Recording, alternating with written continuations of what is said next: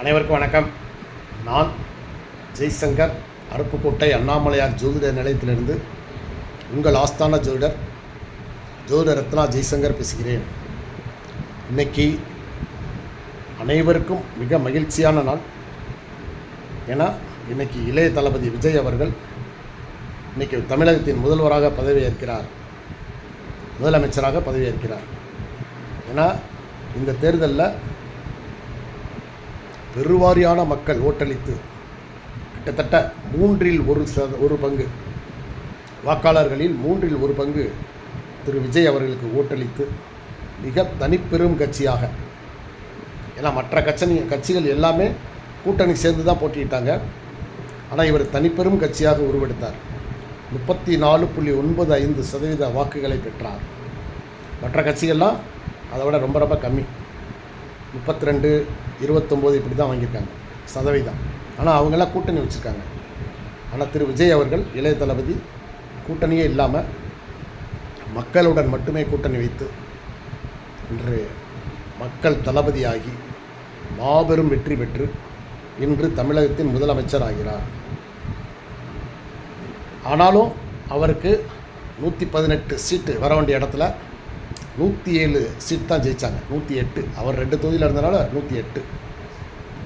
இன்னும் 10 பேர் ஆதரவு தேவை என்ற இடத்துல உடனடியாக ஆதரவு கரம் நீட்டியவங்க காங்கிரஸ். அவங்க 5 பேர் வச்சுருக்காங்க, உடனே ஆதரவு கொடுத்தாங்க. மிச்சம் அந்த வர வேண்டிய ஒரு 6 சீட்டுக்கு படாத பாடுபட்டார் விஜய் அவர்கள். இப்போ இதுக்கு இன்று முதலமைச்சராக பதவி ஏற்பதற்கு நாம் திரு ஸ்டாலின் அவர்களுக்கு நன்றி சொல்லணும். ஏன்னு கேட்டால் அவங்கக்கிட்ட பல காலமாக ஒரு கிட்டத்தட்ட 10 ஆண்டுகளுக்கு மேலாக கூட்டணியில் இருந்தவங்க தான் இப்போ விஜய் பக்கம் வந்திருக்காங்க.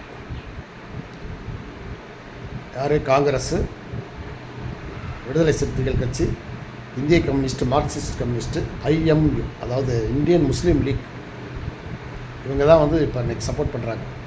இப்போ இது கேலியாக வாட்ஸ்அப்பில் நிறையா வருது, சரிங்களா? இதில் என்ன சொல்கிறாங்க அப்படின்னா, மாப்பிள்ளை அவர் தான், ஆனால் அவர் போட்டுக்கிற சட்டை ட்ரெஸ்ஸு என்னுடைய இதுன்ற மாதிரி கேலி பண்ணுறாங்க ஸ்டாலின் சொல்கிற மாதிரி. ஏன்னா இன்றைக்கி சூழ்நிலை அப்படி தான் இருக்குது. ஏன்னா இவருக்கு 108 பேர், மிச்ச ஆளுக்கு பூரா ஸ்டாலினுடைய ஆட்கள். அவங்க என்ன சொல்கிறாங்க, நாங்கள் உங்களுக்கு ஆதரவு கடிதம் தர்றோம், ஏன்னா நீங்கள் பெரும்பான்மை பெற்றுட்டீங்க, நீங்கள் முதலமைச்சராக ஆகுங்க, நாங்கள் ஆதரவு கடிதம் தர்றோம், ஆனால் கூட்டணி டிஎம்கே கூட தான் இருப்போம் அப்படின்றாங்க. சரி, அது ஒரு வேளை பார்த்தா நல்லது தான், கரெக்ட் தான். ஆனால் இந்த இடத்துல நான் என்ன சொல்கிறேன்னா, எம்ஜிஆர் அவர்கள், ஏன்னா அவர் விஜய் மாதிரியே, விஜயை விடவும் மிகப்பெரிய நடிகர், மக்கள் செல்வாக்கு பெற்றவர், அவருடைய இதிலேயே அந்த ரத்தங்களாகிய அந்த உடன்பிறப்புகள், அந்த கட்சியுடைய எம்எல்ஏக்கள் அல்லவா முதல்ல இவருக்கு ஆதரவு கொடுக்கணும். ஏன்னா இவர் திரைத்துறையில் இன்றைக்கி மிகப்பெரிய ஆளாக இருக்கார். கண்ணு முன்னாடி ஜெயிச்சு வந்துட்டார்ல, நீ என்ன யோசிக்கணும்? உடனே ஏடிஎம்கே என்ன செஞ்சுருக்கணும்?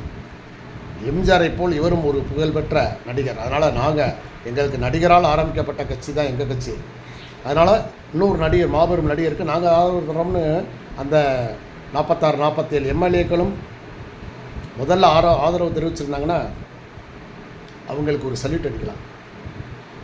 ஆனால் விடுவாரா எடப்பாடி? அவர் தான் உலகமாக கிரிமினல் ஆச்சே. பதவி கொடுத்த முதல்வர் பதவி, அதுவும் சாதாரண பதவி உள்ள இல்லை, முதல்வர் பதவி கொடுத்த சசிகலாமாவே தூக்கி விட்டார். அவர் அதை ஏற்றுக்கல. போக விஜய் அவர்கள் ஏற்கனவே என்ன சொன்னார், இந்த தேர்தல் எலெக்ஷன் அறிவிக்கவே என்ன சொன்னார்னா, நாங்கள் எங்களோட கூட்டணி சேர்கிற கட்சிக்கு நாங்கள் கூட்டணி அமைச்சரவையில் இடம் கொடுப்போம் அப்படின்னு சொன்னாங்க. அப்போ முதல் ஆளாக இந்த ஏடிஎம்கே எம்எல்ஏக்கள் வந்திருந்தாங்கன்னா அதில் நிறைய பேர், ஏன்னா இவருக்கு தான் 10 சீட் தான் இருந்தாலும் ஒரு 20 பேர் 30 பேர் அந்த கட்சியிலேருந்து விலகி வந்திருந்தாங்கனாலும் சரி, அல்லது முதல் ஆளாக ஏடிஎம்கே என்ற அண்ணா திராவிட முன்னேற்ற கழகமே இவருக்கு சப்போர்ட் பண்ணியிருக்கணும். நாங்கள் ஆதரவு தர்றோம், ஏன்னா இது எங்கள் எம்ஜிஆர் அவர்களால் ஆரம்பிக்கப்பட்ட கட்சி, பெரிய புரட்சி நடிகர், நீங்களும் ஒரு நடிகர், நாங்கள் ஆதரவு தர்றோம்னு சொல்லியிருந்தாங்கன்னா இன்றைக்கி அவங்களுக்கும் ஒரு நல்ல பேர், அந்த கட்சியிலேருந்து ஒரு 10 பேர் மினிஸ்டர் ஆகிருப்பாங்க. ஸோ அந்த வாய்ப்பையும் அந்த கட்சியில் இருக்கிறவங்களுக்கு சொல்கிறேன், அந்த வாய்ப்பையும் கெடுத்தது எடப்பாடி தான். அப்போ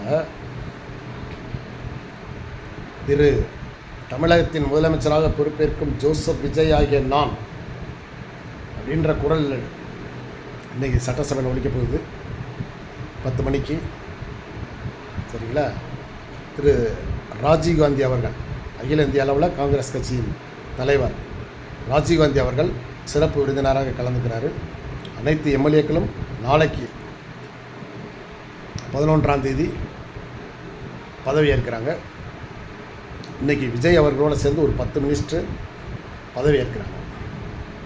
எல்லாமே அவருடைய அமைச்சரவை லிஸ்ட்டு பார்க்குறப்ப ஓரளவுக்கு அவருக்கு யாரோ நல்ல முறையில் டீல் பண்ணி கரெக்டான தகவல்கள் சொல்லி பொருத்தமான ஆட்களை பொருத்தமான பதவிகளுக்கு, அந்த அரசியல் அமைச்சர்களுக்கு, அமைச்சர் பதவிக்கு தேர்ந்தெடுத்த மாதிரி தான் தெரியுது. ஆனால் இனி அவர்களுடைய செயல்பாடுகளை நம்ம பார்க்குறப்ப தான் தெரியும் எப்படி அந்த அமைச்சர்களுக்கு. நான் சொல்கிறேன், எப்படி உங்கள் விஜய் ஸ்பீடாக வேகமாக நல்ல தரமாக கரெக்டாக இருக்காரோ அதை விட நீங்கள் பல மடங்கு வேகமாகவும் சரியாகவும் கரெக்டாகவும் நேர்மையாகவும் கண்ணியமாகவும் மக்களுக்கு சேவை செய்ய வேண்டும். ஒரு இடத்துல கூட பந்தா கட்டாதீங்க.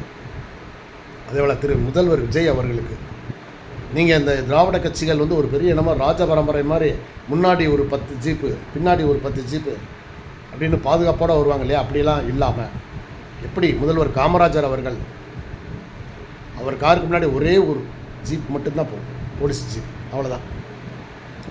பின்னாடி கூட எந்த ஒரு ஜீப்பும் இருக்காதுங்க. ஏன்னா மக்கள் ஆதரவு பெற்ற தலைவருக்கு என்ன ஆபத்து வந்துட போகுது? எதுக்கு இவ்வளவு ஒரு பெரிய பந்தா வேண்டியிருக்கு?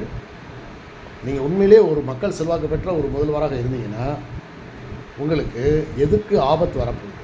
யார் உங்களுக்கு எதிரியாக இருக்க போகிறாங்க சொல்லுங்கள். ஸோ அதனால் நிறைய பந்தோபஸ்துன்ற பெயரில் மக்களுக்கு இடைஞ்சல் படுத்தாமல், எப்படி முதல்வர் கான்வாய் எம்ஜிஆர் வருவார், போய்கிட்டே இருப்பாங்க, அவ்வளோதான். மற்றபடி எந்த இடத்துலையுமே வந்து சிக்னல் நிப்பாட்ட மாட்டாங்க. அதே போல் நீங்களும் எந்த ஒரு முதல்வர் என்ற பந்தா இல்லாமல் மிக எளிமையாக ஆட்சி பண்ண வேண்டும் என்று தமிழக மக்கள் விரும்புகிறார்கள். நீங்கள் ஒரு மிகச்சிறந்த ஒரு முதலமைச்சராக தமிழகத்தில் அனைவராலும் பாராட்டப்படக்கூடிய, அனைத்து மக்களாலும், அனைத்து ஜாதியினராலும், அனைத்து மதத்தினராலும் அனைவரையும் அரவணைத்து நீங்கள் உண்மையிலே மக்கள் தலைவன் என்ற ஒரு பெயர் வாங்கி மக்களுக்கு மிகச்சிறந்த சேவையை ஆற்றும்படி திரு அண்ணாமலையார் ஜோதிட நிலையம் உங்களை வாழ்த்தி மகிழ்கிறது. சந்தோஷம். வணக்கம்.